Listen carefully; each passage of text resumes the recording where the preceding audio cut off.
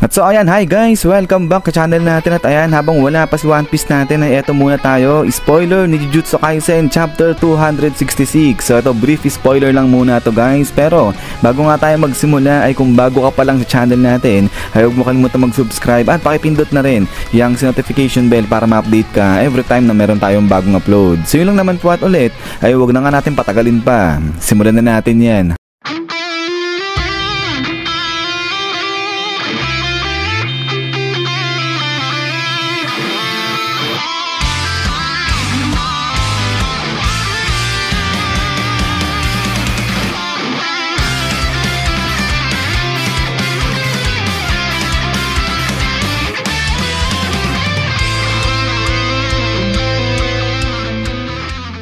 At so dito nga natin yung sisimulan sa pakikinig ni Yuji sa soul neto ni Megumi. At dito sabi nga ni Megumi na gusto niyang gumawa ng isang mundo na kung saan hindi na kailangang harapin ni Tsumiki itong unfairness ng current world. But then ay pagkatapos nga nito ay dito nga balik na kala Yuji dahil tuloy na nga yung laban nilang dalawa neto ni Sukuna. At dito ay etong si Sukuna nagproceed na siya o tuloy na siya sa pagbubukas ng kanyang domain, pero dali-dali ay nag-react kagad etong si Yuji at inopen niya yung kanyang domain nang mas mabilis pa dito kay Sukuna. So kaya dito nagulat etong si Sukuna, hindi niya inaasahan yung ganyang klaseng action na gagawin nga nito ni Yuji. But then ay pagkatapos nga nito ay dito na nagsimulang magbakbakan ngayon etong dalawa. So hala sige suntukan, palitan ng mga sapok ng mga banat etong si Yuji saka nga etong si Sukuna dyan. But then ay dito nga nakaisa ng isang malupit etong si Yuji dyan kay Sukuna. So na hit hard niya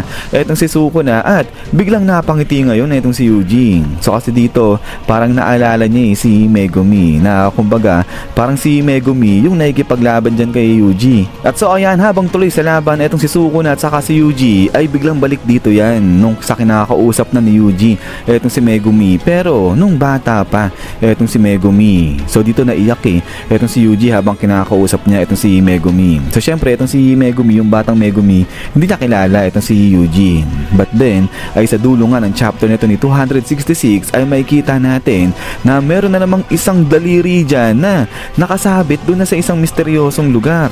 So yung misteryosong lugar na yun parang ano siya isang malalim na tunnel ganyan, at doon nga nakasabit itong daliri na to. But then ay pagkatapos nga nito isiyan guys, so hanggang dito lang muna itong spoiler ni chapter 266 natin. Ayan, so di ko alam kung trip nyo na i-manga series etong si Jujutsu Kaisen, pero kung trip ng i-manga series natin ito si Jujutsu Kaisen ay paki-comment na lang dyan guys sa baba, at gagawin natin yan dun sa kabilang channel natin. So dun po kasi ako nagmamanga series guys sa second channel natin, hindi dito. At kasama rin pala doon syempre si Hunter x Hunter natin. Ayan, sa may mga trip naman sa inyo na i-manga si Hunter natin. So yun lang naman guys, at ulit ay maraming salamat sa panonood dito sa spoiler natin ni JJK, at hintay-hintay lang para naman sa full chapter ni One Piece natin. So yun lang naman, so lagi mag-ingat, God bless niyo lahat at kita-kits tayo ulit.